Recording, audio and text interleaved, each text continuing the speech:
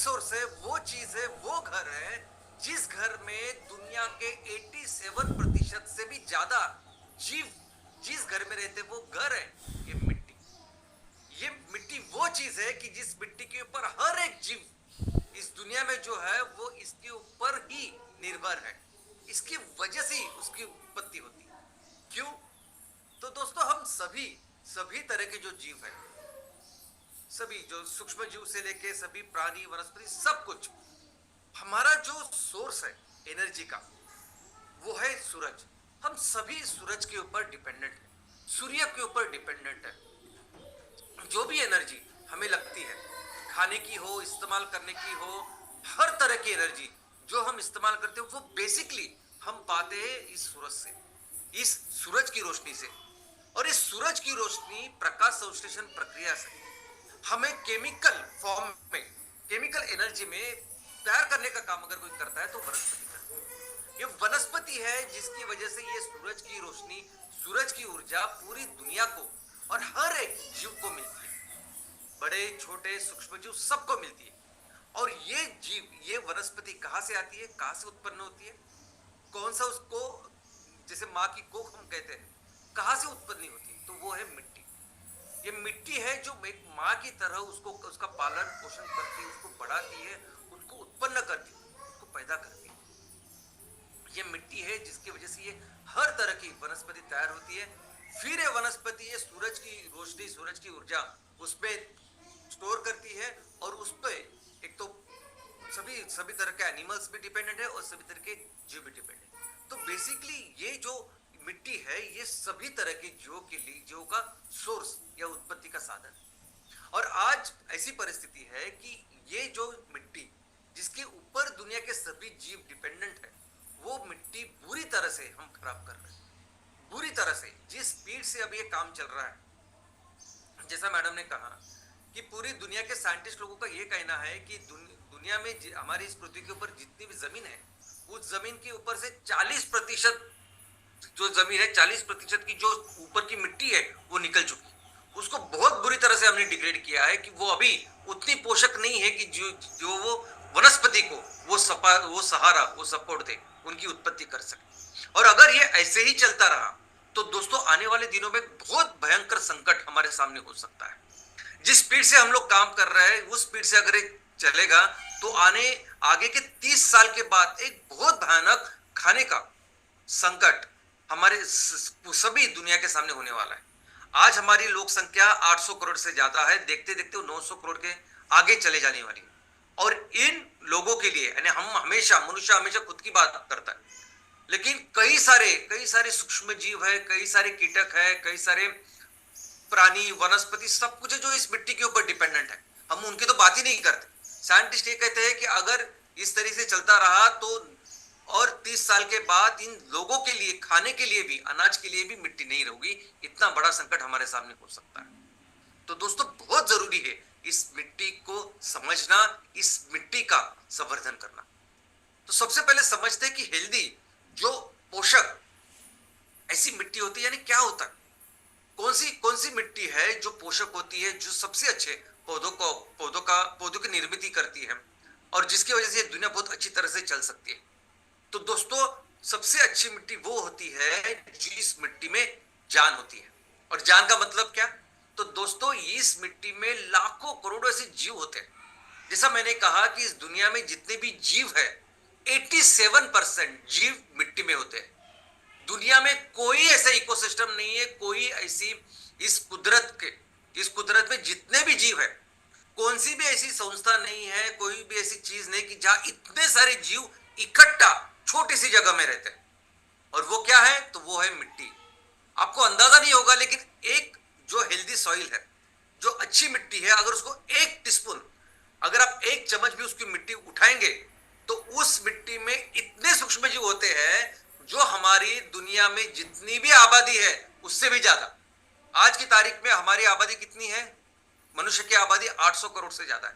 तो उस 1 चम्मच में 800 करोड़ से भी ज्यादा जीव होते हैं। और इतना घना, इतना स्ट्रांग, ऐसी नैसर्गिक व्यवस्था जिसमें इतने सारे जीव रहते हैं, वो सिर्फ मिट्टी है। तो हेल्दी मिट्टी, पोषक मिट्टी, सबसे अच्छी मिट्टी कौन सी है? तो उस जिस मिट्टी में बहुत सारे जीव है जो जिंदा है, ऐसी मिट्टी जिसमें कई सारे अलग अलग तरह के मकोड़िया है, कई तरह अलग तरह के कीटक है, कम से कम 15-20 अलग अलग स्पेसीज है इस कीटकों की, वो है अच्छी मिट्टी। वो मिट्टी अच्छी है कि जिसमें अलग अलग तरह के अर्थवर्म या केचुए है।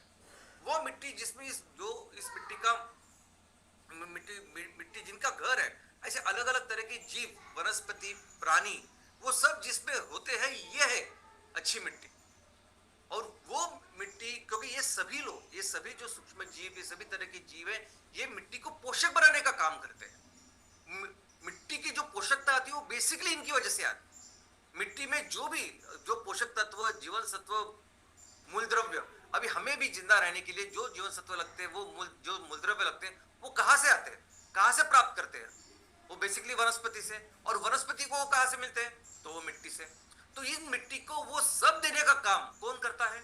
तो वो सूक्ष्म जीव, जो जीव।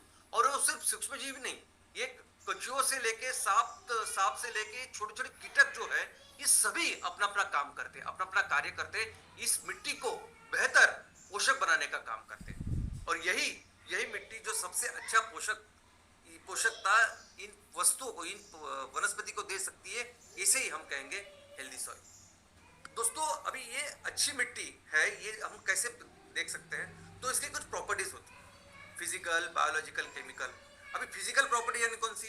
तो फिजिकल प्रॉपर्टीज यानी वो चीजें, वो गुणधर्म जो हम देख सकते हैं, जो महसूस कर सकते हैं, जो हाथ से समझ सकते हैं। तो इस मिट्टी का कलर, इस मिट्टी की ट्रांसपेरेंसी, इस मिट्टी की डेंसिटी, इस मिट्टी का टेम्परेचर, ये सभी चीज उसमें होती है। पोरोसिटी। अभी इसमें क्या होता है कि ये मिट्टी बहुत कॉम्पैक्ट होने की जरूरत नहीं। अभी हमें समझा है कि इस मिट्टी में कई सारे जीव रहते हैं, तो उन जीवों की काम करने के लिए जरूरी है कि मिट्टी के जो दो कण है उसमें हवा हो, उसमें बाकी की चीजें हो। तो इसीलिए वो मिट्टी, जिस मिट्टी का टेम्परेचर सही हो, जिस मिट्टी का पीएच सही हो, जिसका कलर सही हो, ये सभी दर्शाते हैं कि ये मिट्टी अच्छी मिट्टी है, हेल्दी मिट्टी। दूसरी है केमिकल प्रॉपर्टीज, केमिकल विशेषताएं। उसमें क्या क्या आता है? तो उसमें वो सब मूलद्रव्य है कि नहीं, जीवन सत्व है कि नहीं। अभी हमारी बॉडी बनती है कार्बन, नाइट्रोजन, फास्फोरस, इन सब चीजों से, वैसे ही उन चीजों की जरूरत होती है वनस्पति को। तो अगर मिट्टी में ये सब चीजें हैं, अगर इसमें कार्बन है, पोटेशियम है, फास्फोरस है, नाइट्रोजन है, तो इसका मतलब वो मिट्टी अच्छी है। तो ये, और इसमें होता है पीएच। पीएच यानी एसिडिटी और अल्कलिनिटी, ये दिखाने का एक इंडिकेटर। तो ये पीएच भी सही होना चाहिए। और ये सेम वैसे ही काम करते हैं जैसे हमारी बॉडी काम करती है। हमारी बॉडी भी अगर कभी भी बिगड़ी तो दो ही इंडिकेटर होते हैं, एक उसका तापमान, टेम्परेचर, और दूसरा होता है पीएच। डॉक्टर कभी भी ये दोनों चीजें ही देखते हैं।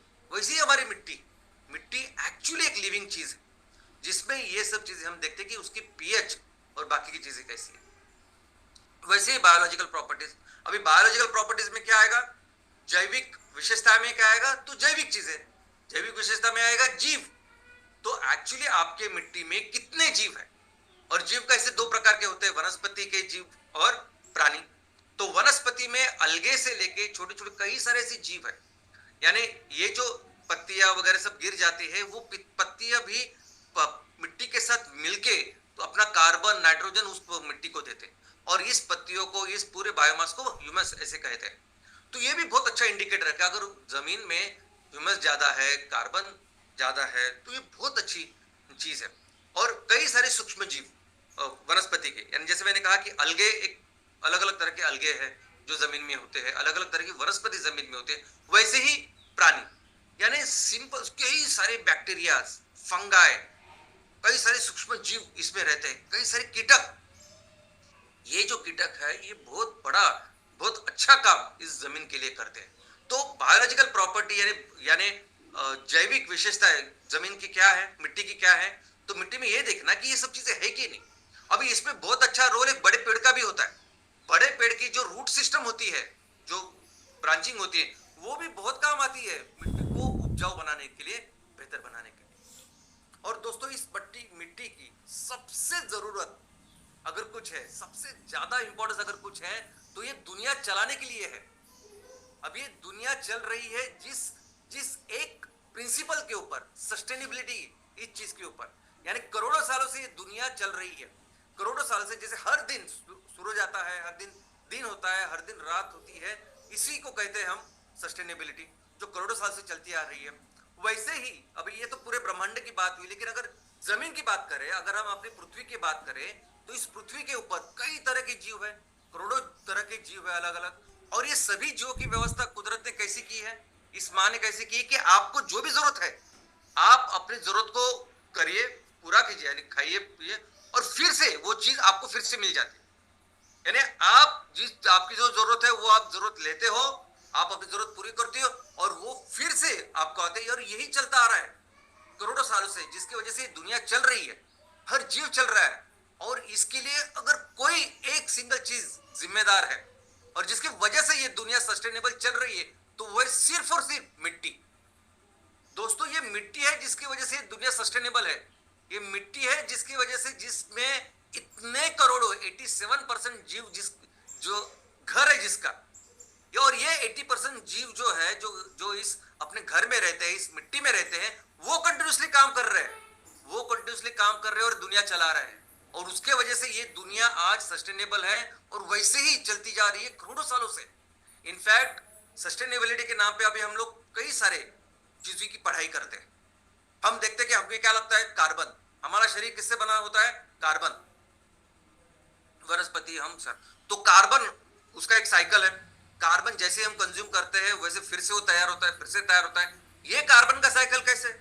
अगर आप इसको पढ़ोगे, समझोगे, तो पता चलेगा कि इसके लिए एक ही चीज जिम्मेदार है, वो है मिट्टी। मिट्टी की वजह से कार्बन साइकिल है। मिट्टी में जो इतने सारे सूक्ष्म जीव है, उसकी वजह से कार्बन साइकिल है।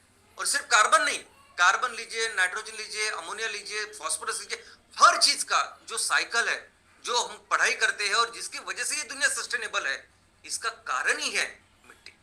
तो पूरी दुनिया को करोड़ों सालों से चलाने वाला अगर कारण कोई है तो वो है मिट्टी। दोस्तों, ये मिट्टी पानी को शुद्ध करने में भी बहुत बड़ा काम इसका है। यानी जो पानी मिट्टी से होते हुए जो नीचे होता है ना, उसको कुछ भी ना किए बिना आप ऐसे ही कंज्यूम कर सकते हैं। यानी इस मिट्टी में इतने सारे जीव होते हैं, ऐसी रचना होती है उनकी, कि आप जब तक वो पानी नीचे नीचे जाता है, ये पानी पूरी तरह से शुद्ध हो जाता है। यानी फिजिकली तो शुद्ध होता ही है, फिजिकल जो चीजें नहीं चाहिए वो तो निकलता ही है, लेकिन जो हार्मफुल चीजें हैं, जो बीमारी तैयार करने वाले ऐसे घटक हो सकते हैं, उसको पूरी तरह से निकाल देते हैं ये सूक्ष्म जीव।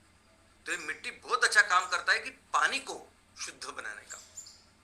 इसके अलावा इस पानी का जो मूवमेंट है, पानी का जो चक्र है, इनफैक्ट वाटर साइकिल में सबसे अहम रोल है मिट्टी का।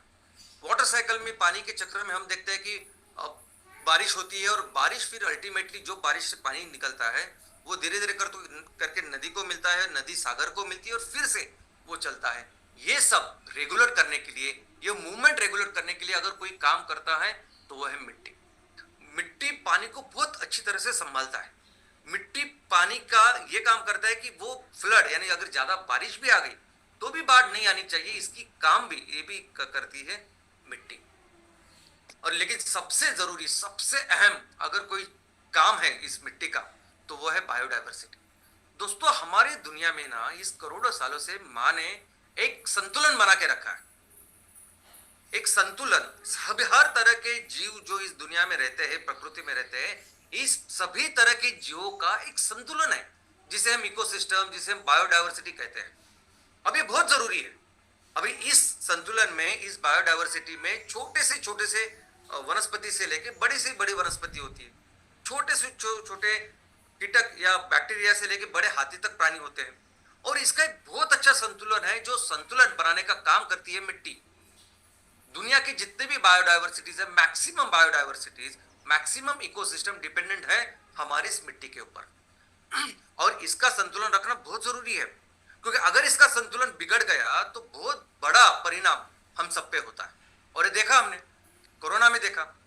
अभी कोरोना, ये जो जीव है, कोरोना ये जो वायरस है, ये थोड़ी हमने उत्पन्न किया है, ये थोड़ी कहीं से निकल आया, ये हमेशा था।